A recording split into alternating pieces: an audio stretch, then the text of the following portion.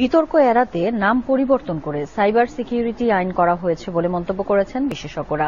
Digital নিরাপত্তা, উন্নত গণতন্ত্র ও বাংলাদেশ শীর্ষক এক ওয়েবিনারে তারা আরও বলেন, সরকারকে সুরক্ষা দিতেই এই আইন করা হচ্ছে। ওয়েবিনারে সাংবাদিক কামাল আহমেদ বলেন, যে কোনো আইন প্রণয়নের পূর্ব শর্ত হচ্ছে দেশের গণতন্ত্র প্রতিষ্ঠা করা।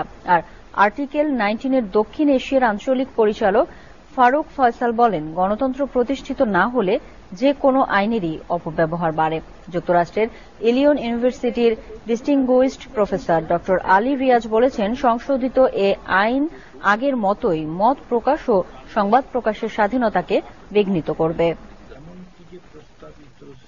সাইবার সিকিউরিটি অ্যাক্ট আইনের মধ্যে বিচার করার দায় দায়িত্বটা পুলিশের কাছে তুলে দেওয়া হয়েছে, প্রিসাইজলি পুলিশের কাছে তুলে দেওয়া হয়েছে। যে পুলিশ চাইলে যে কোনো কাউকে যে কোনো অবস্থায় ওয়ারেন্টলেস ভাবে অ্যারেস্ট করতে পারে, সেটা হয়েছে 2018 সাল থেকে হয়েছে। ডিজিটাল আইনের, নিরাপত্তা আইনের 9টা ধারা, আমি নাম্বার ধরে বলি, 8, 21, 25, 28, 29, 31, 32, 43, 53, এগুলি কি হয়েছে? এগুলি হচ্ছে ভয়াবহ রকম ভাবে মত প্রকাশের স্বাধীনতাকে খর্ব করেছে।